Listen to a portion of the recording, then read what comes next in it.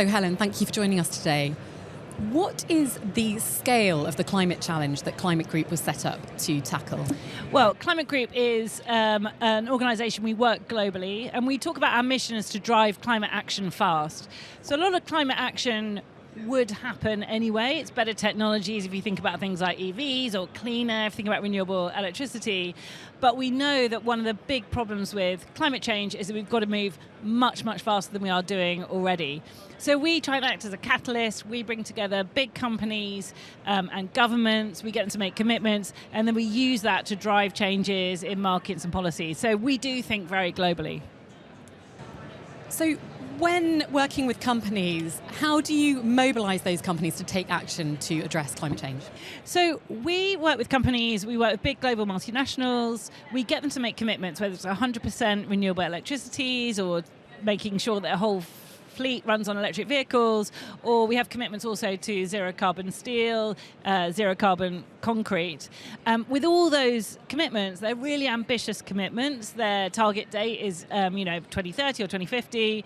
And then what we do is look at how they're making progress each year and what's stopping them making progress. So we're really interested in the barriers and the things that stop them getting to 100%. And then we use that to go and engage policymakers and say, look, you've got companies here that are committed to 100% renewable electricity.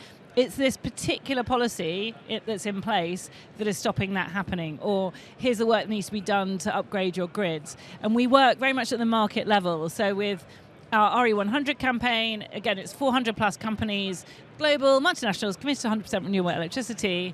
But we'll look at where are the markets where they can't buy renewable electricity, what are the policies in those places that are stopping them, and can we work to get those policies changed or lifted, and how we use that to unleash investment. So it's very much about a theory of change, of building these big demand-side groups and then using that to engage policymakers.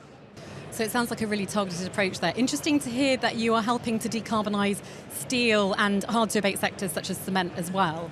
That seems like a really crucial area of industry to drive momentum in the climate challenge. Yeah, and a few years ago, we talk about them as hard to abate. I'm trying to almost get rid of that term because I think we learned a few years ago that it is possible and we could start to make progress on that. So we created these two campaigns which say that companies will buy zero carbon concrete or zero carbon steel by 2050, and then using that demand signal to say to the supply side and policymakers, look, by 2050, this is the amount of demand there is. How do we use that to unlock investment or give confidence to policymakers to create the conditions for that to come along? So it's very much sort of future looking, but saying, look, if we want to get to net zero by the middle of the century, all those sectors are going to have to decarbonise.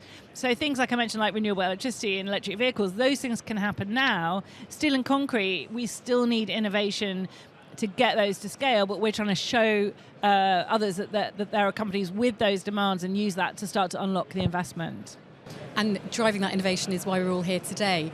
So what is the final outcome of your mission? What outcome are you looking to achieve from your companies by 2050, from your member? By 2050, really, we need to be at net zero economy, so they should all be net zero themselves. So the outcomes we're looking for are the policy environments that allow that to happen, that sort of make that transition. And I think when we talk about transition, we think about it maybe as very smooth, but in a lot of cases, it's going to be quite dramatic changes. So you take somewhere like Pakistan, which has done a lot on renewable energy, on solar in the last couple of years. It's been just absolutely dramatic that's taken off. It's not companies, it's very much individual levels. But we see these kind of tipping points happen. And what we want to see is that those are positive tipping points. They get economies moving in the right direction rather than waiting for kind of catastrophes and then seeing collapses. So it's very much about creating the business case, the economic case, and getting this transition happening in a way that benefits people and the planet. Fantastic. Well, Helen, thank you so much for being with us today. It's been really interesting to hear about the work of the Climate Group. Thank you. Thank you.